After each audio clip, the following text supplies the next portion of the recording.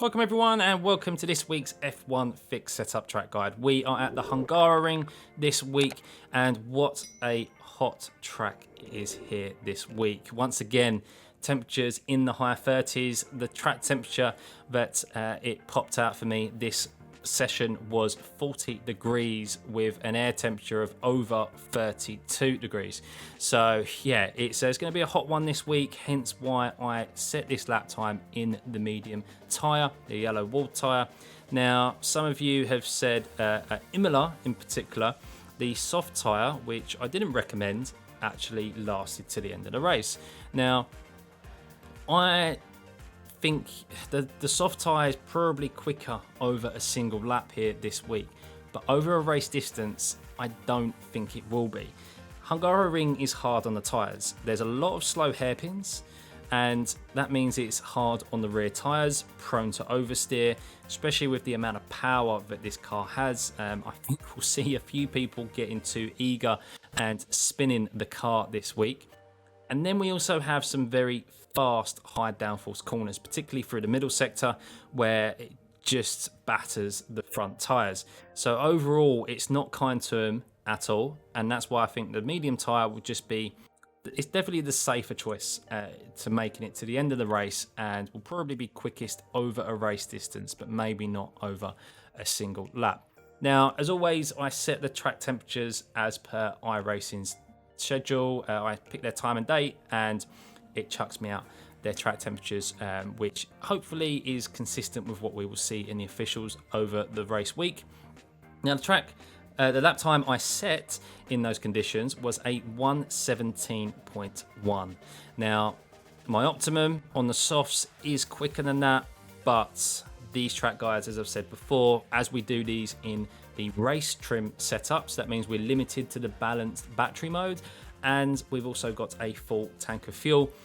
I think yeah, that's going to be a good time this week. I was fast, but I was also cautious at the same time. It's a track that's very easy to pick up off tracks, very similar to the Red Bull Ring. So yeah, need to be wary around here, guys. There's only a few overtaking opportunities and it's mainly a track that will reward being consistent. Definitely, it's definitely one of those tracks. Of course, outright pace always helps, but consistency is particularly key around here, more so than other tracks, I believe. But yeah, as always, we're going to see that lap time in a cockpit view, then we're going to see it from a far chase camera angle, and as always, we're then going to analyze that lap and see how we put it together. So lo and behold, let's head into it. Remember to hit that like and subscribe button, turn those notifications on, and enjoy.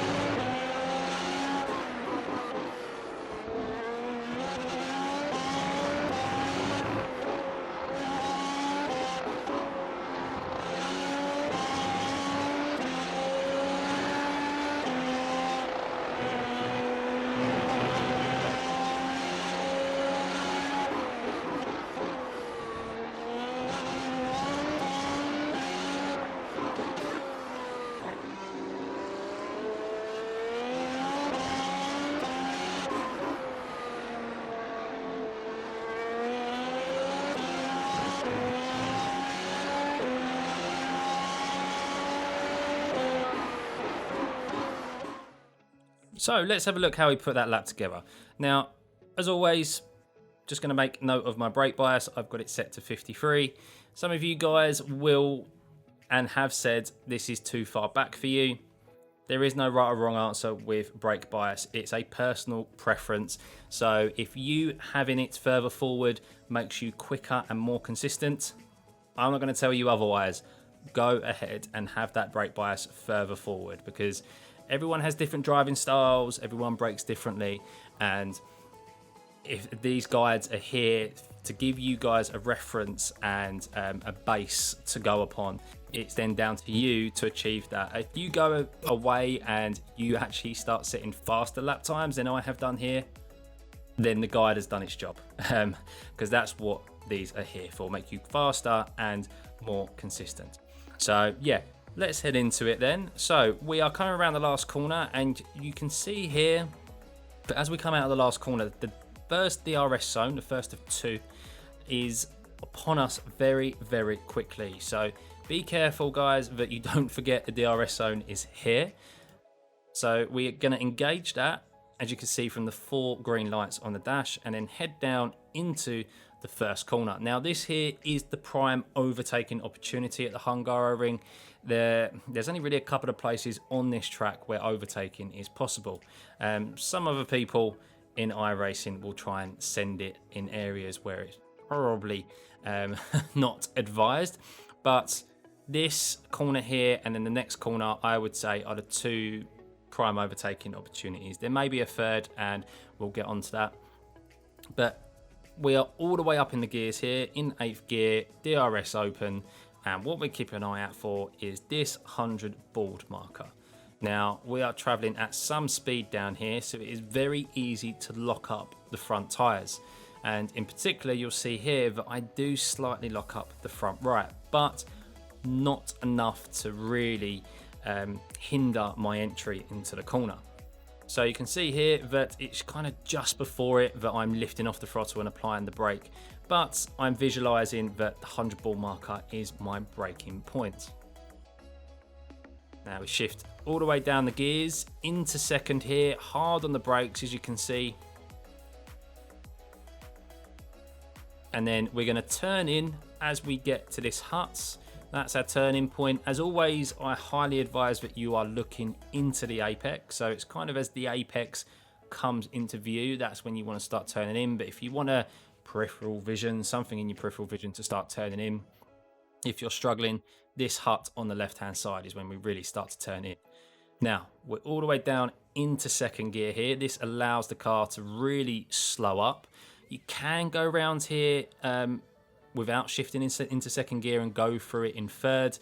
I just found it just didn't slow the car up enough, and I lost time shifting down into second, and then you'll see now short shifting back up into third was a much quicker way of getting around this first corner, because it just slowed the car up more under braking. So you can see we're starting to lift off the brakes here, but we're trail braking. And then just before we get into the apex, you can see I'm slightly locked up the right tyre there. I short shift back up into third. All the while trail braking, and we want to keep it tight around this hairpin. Now you can see here, you'll see lots of spinners probably here this week, because as we know in this F1 car, it's got a high amount of torque. So we can spin this car even in 4th gear. So with steering input like this, we need to be very careful getting back on the throttle.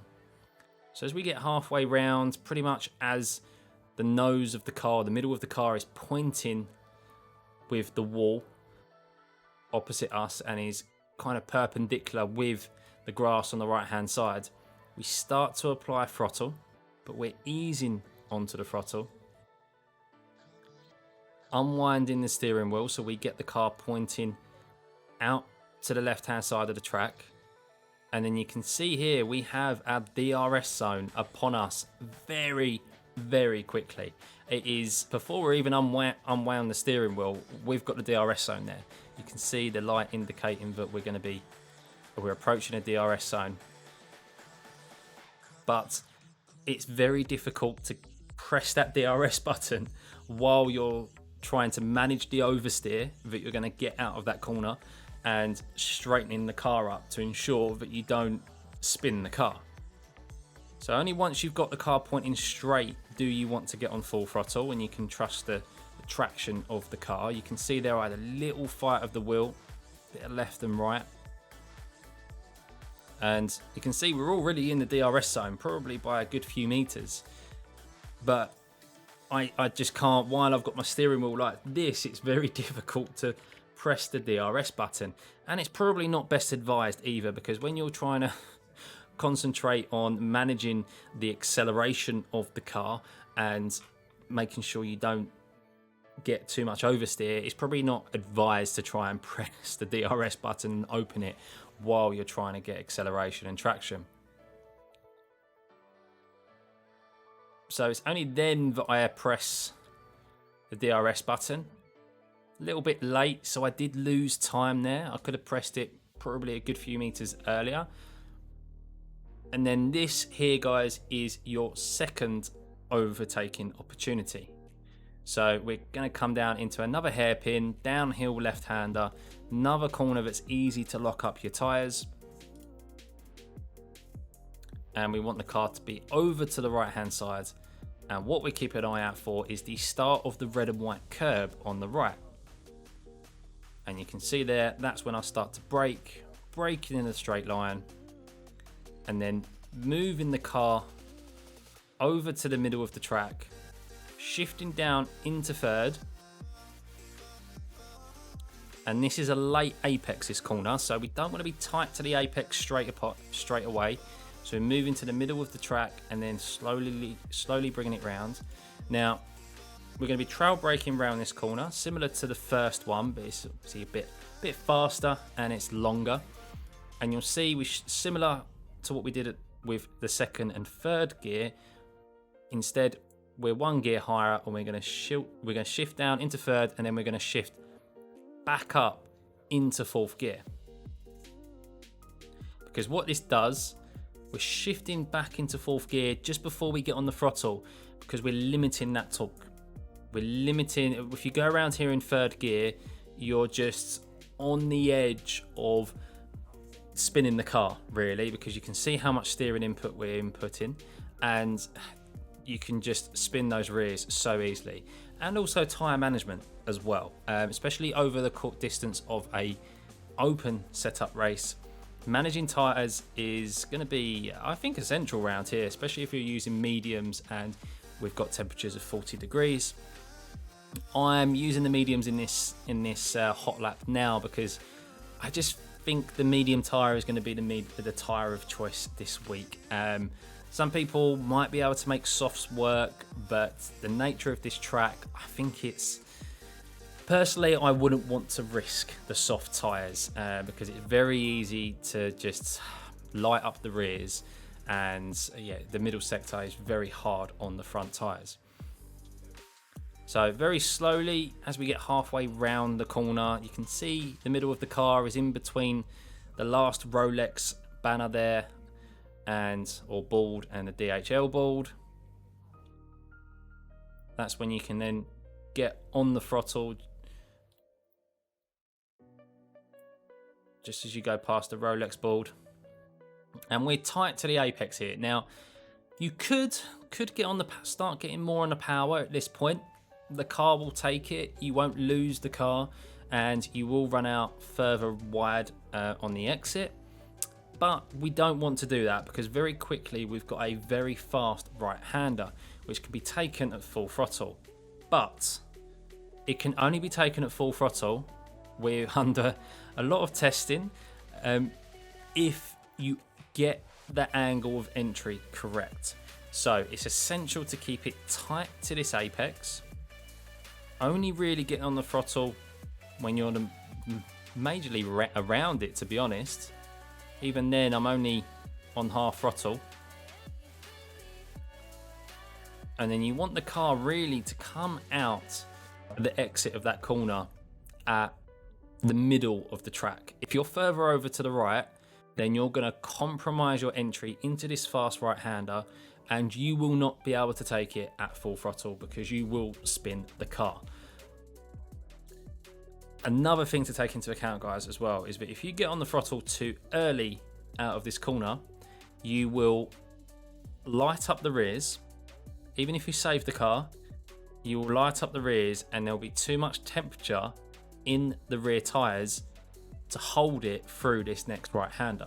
So that's why it's essential to shift down into third and then short shift up into fourth, because it manages that torque, limits it, and limits how much you're putting through the rear tyres so that you don't light them up and then you've got the most grip possible through this next right-hander. So it's really, really essential at that corner. Not only is it an overtaking opportunity, it also is essential to this next corner. Because you can see here, by coming out into the middle of the track, we can move over to the left-hand side, not all the way over because this is upon us very quickly, but it just gives us an opportunity to open up this right-hander,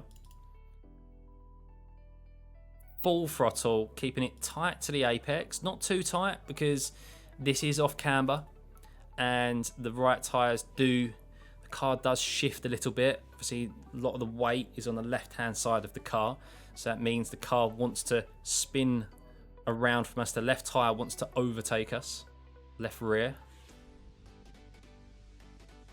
And you can see there, even there, I was a little bit cautious. I had a slight lift because you really do need to nail that angle of attack every single time. If you are taking this in from a shallower angle, I can tell you from experience, you'll spin the car 99% of the time, or you'll have a very big oversteer wobble and just lose so much time. So if you do run wide out of this corner, out of this long hairpin, you will need to lift going into the right-hander just to ensure that you're going slow enough to maintain the grip and not lose the rear tyres.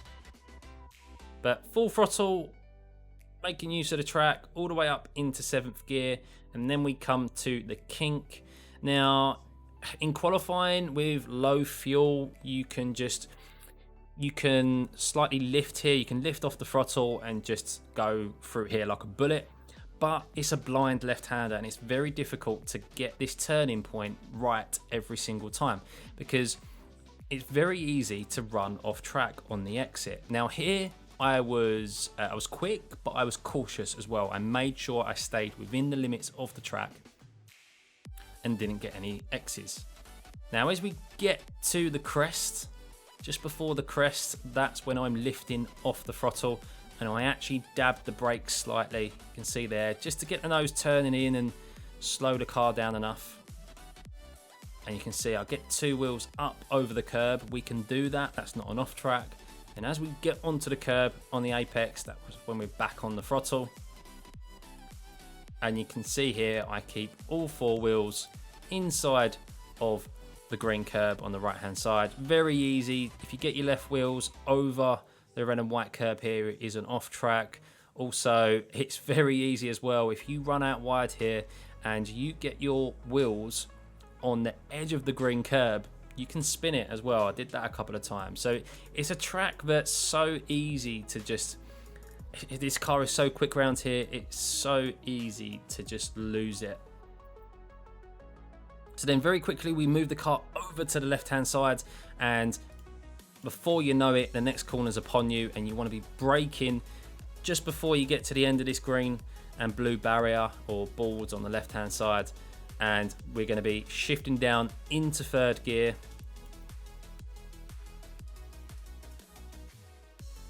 Keeping it tight to the apex, trail braking, and then very quickly shifting back up into 4th. So you go through the gears very quickly here. 3rd gear really slows the car up, and then as we go up the hill, we're straight back up into 4th gear, short shifting, and then we're short shifting into 5th gear. Because what 5th gear allows us to do is that it allows us to get on full throttle pretty quickly because we're limiting the torque that is going into the rear of the car. Keeping it tight, as you can see, full throttle, allow the car to move over to the left hand side. and up into the chicane. Now, in fairness, guys, I probably could have got on full throttle a little bit earlier. If we just rewind it back, you can try testing out getting on full throttle as the middle of the car gets to this orange barrier. But I just waited a little bit longer because I know what this car is like. I waited till I got round the corner a little bit more so the car was pointing straighter, and then got on full throttle. But that's something that you guys can experiment with. Now, we're coming up to the very fast chicane. We're keeping an eye out for the red and white curb on the left hand side. We're in 6th gear at this point, and that is where we are braking, as you can see. And we're going to shift down into 3rd gear, turn in as we see the apex, and we're going to keep it in 3rd gear here, trail braking. Now, what we can do and what we want to do is we want to just go over the raised curb. Now, the ride height of this car, it will take it. You won't bottom out. And you can see as we get up on that curb, we're just applying the throttle slightly. Then very quickly turning the car left. Now, as you can see, there's a nasty little raised curb here on the inside to stop us from doing what we just did on the entry of the chicane. So we want to keep it as tight to this as possible so we can get up on the curb, but we don't want to go over this orange curb, this nasty one on the inside. You can see I'm on half throttle at this point. I'm just managing the throttle. And then you'll feel the car bobble a little bit, and then once it settles, you can get on full throttle. You'll feel the rear traction of the car. And then we come to the very fast middle sector. Now, this is where your fronts take a bit of a battering. So, we're in 5th gear at this point, and what we're keeping an eye out for is the Rolex board on the right hand side. Now, I will be honest with you guys, the boards on the right hand side here come upon you so quickly that you're not even taking notice of them. So it's something that really is in your peripheral vision. You are looking into the apex, and as I said, once you come out of that chicane, it's such a short run to here that you don't really pay attention to these. But if you are able to pay attention to them and you want a specific braking point, that is where you want to be braking. As you can see, we're just starting to come off the throttle. We're on the brake, and we trail brake into the corner, shift down into 4th. Now, I did try going through this next little sector, or these next couple of corners, in 5th gear.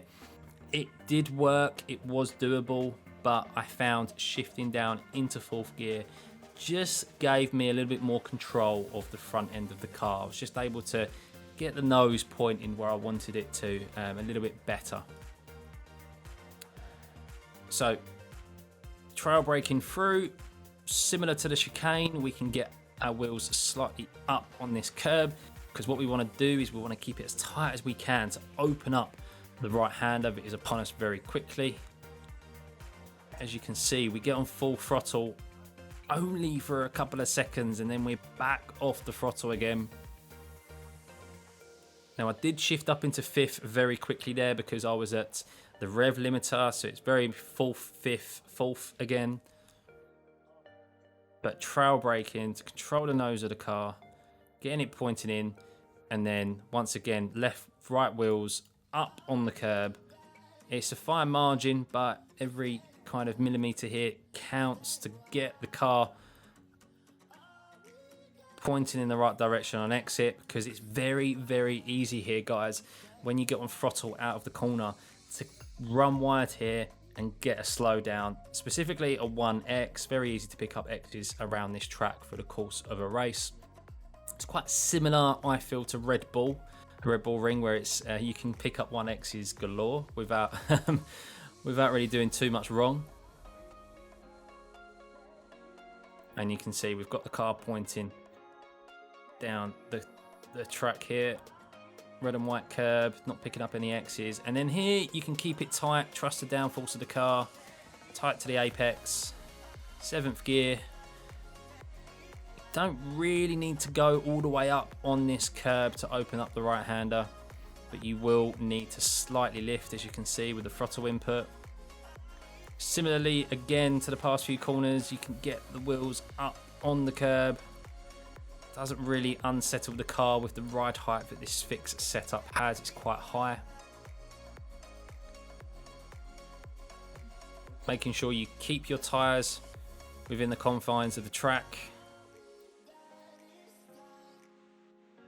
And then down into probably what I would say is an outside overtaking opportunity. Now, the middle sector, you're not going to overtake anyone. Unless someone spins the car or they make a severe mistake, it's very, very difficult to overtake anyone through there. It's why you don't see any overtakes in real life F1.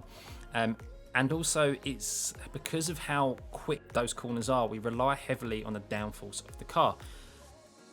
iRacing does simulate dirty air and a lack of downforce if you are within that dirty air.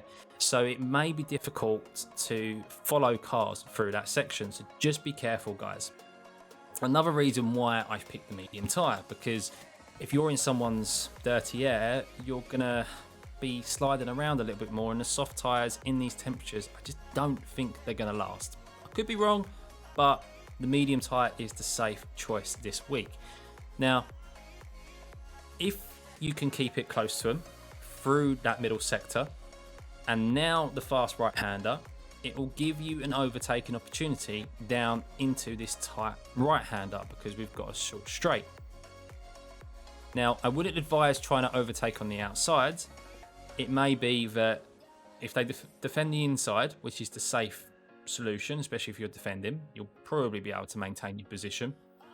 It's about unsettling them to line them up for the exit of the last corner and nailing them with the RS down into the first corner. So really, I would say 75% of this track is just trying to unsettle them and set them up for two prime overtaking opportunities into the first corner and into the second corner.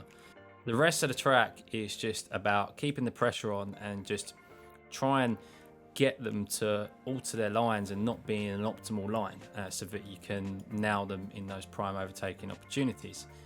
Now, what we keep an eye out for here, guys, as similarly to a couple of other corners, we're just looking at the start of the red and white curb. You can see that's when we start to brake, keeping it straight, and then we start to properly turn in just before we get to this hut. And as per the last corners, in third gear, trail braking, and we can go over this curb. Not too much because you will pick up an off track, but we can cut that curb. Be careful on the throttle on the exit here, because you will see that I actually got quite a big snap of oversteer. Yeah, see there, me wrestling the wheel. That's because I'm getting my foot down on the throttle while my left rear tyre is on this AstroTurf. There's not a lot of grip there, and combined with the fact the car is bobbling up and down. So you really need to wait for the car to settle before you can get on the throttle. But we managed to keep it intact, and then very quickly we're over to the right hand side into this long hairpin, and where you want to be braking is just after you get past the bridge. So really where we're braking is I'm using this shadow. That's what I'm looking for, the shadow from the bridge in the middle of the track. That is my braking marker. But that shadow isn't always going to be there because we have dynamic weather in iRacing. So sometimes the clouds go in front of the sun and we actually lose that shadow. So what you want to be keeping an eye out for pretty much is this hut on the right hand side. Brake just before it. Keeping the car pointing straight over the right hand side, and then we're going to shift down into second gear. Trail braking round, keeping it tight to the apex. Now what you don't want to do, guys, you don't want to get up on this grey curb or creamy grey curb on the inside because it's off camber, as you can see, sloping away from the inside of the track, and there's just no grip there. You can't get your foot down on the throttle. You really just have to wait until you come off of it. But as per the other hairpins, we are short shifting up a gear back into third, because this just allows us to manage the throttle and the engine of the car so much better. Avoid taking as much out of those rear tyres as we can and avoiding those potential spins. But you can see here, as the middle of the car gets round, past this orange barrier that's on the right hand side, that's when we start to apply, really start to apply the throttle. Slowly unwinding the steering wheel, all the while putting our foot on the throttle, allow the car to move over to the right hand side, and then full throttle as you've got the car pointing relatively straight. It is just about these hairpins, guys. We've got one more to tangle yet out of the last corner, but these hairpins are just about being patient. There's a severe amount of acceleration in these cars. As we know, I know I keep saying it, there's a large amount of torque that goes into the rear tyres, and it's very, very easy to just get a little bit too eager, especially if if you're chasing someone, or if you're defending and someone's right on your behind. Just wait until you know you've got the car pointing relatively straight and you can get that traction and drive the car forward, because you're going to see lots of spinners here this week for that very reason. People just getting too eager, putting their foot down on the throttle while they've still got quite a lot of steering lock, and spinning the car. So up into 5th gear and then moving the car over to the left hand side.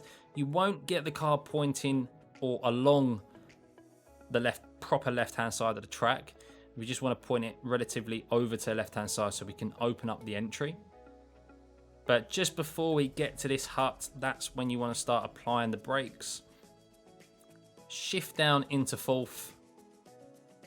So at first, it's a bit of a wide entry. We don't want to be tight all the way round, because you just won't carry enough speed. And you can see the brake input as the middle of the car gets round this hut that's pointing ahead of us. That's when we start to get on the throttle slightly. So at this point, you can't get your foot down full throttle because the car would just spin on you. As I said, it's about being patient. But you could see there, we wasn't tight to this apex until it kind of goes into the red and white curb, extends in thickness. And then we get it tight as we get to the entry here, where this barrier starts. Same as the last hairpin, we don't want our wheels up on this inside curb. I was very, very, very close there. Ideally, I'd like to be a little bit further left. I think I was a little bit too tight to it. Maybe even got it up it, which is why I was a bit hesitant on the throttle. But once you get the car round the corner, predominantly, this big, large chunk of white curb on the inside, that's when you can get on full throttle. And then very quickly move the car over to the left hand side. DRS is upon us, as we stated at the start, and then down across the finish line. And there we go. Now just rewind that back just a touch. Need to be careful here in this last corner, guys, because yes, I probably could have gotten full throttle a little bit earlier, but I still spun it even from this point where I got on full throttle. So unlike some slower open wheel cars like F3, you can't get on the throttle as early as you would like. Just purely, once again, that naughty word, torque, purely because of the amount of torque being chucked into those rear tyres. It's so much more than an F3 car, that you just have to be patient. And then once you know you've got the steering angle at a point where you're not going to get a big snap of oversteer, then you can get on full throttle. Plus, you'll be managing the tyres much better that way around, and you'll be setting much more consistent lap times, specifically towards the end of the race, when some people may drop it, spin the car because they've got a lack of grip, or just struggling in general, sliding about. You'll have a nice amount of grip to maintain those lap times. But yeah, guys, I hope that helps here this week. So be patient, make the most out of the last corner and the first corner. Those are your prime overtaking opportunities. Down into the first corner with a DRS zone, down into the second corner with your second DRS zone, There's an outside chance on the back straight, but it's very difficult to follow through that middle section, especially with how fragile these cars are, and with not knowing with no brake lights and not knowing where people are going to brake and so forth. It's about lining them up for an overtaking opportunity into those two zones. And be careful of those off tracks. It's very similar to Red Bull in regards to picking up 1Xs. You could quite easily pick up a 17X just from running wide here. Be careful. But yeah, I hope that, guys, makes you more consistent and improves your lap times. Remember to hit that like and subscribe button, turn those notifications on, and see you for the next one. Bye.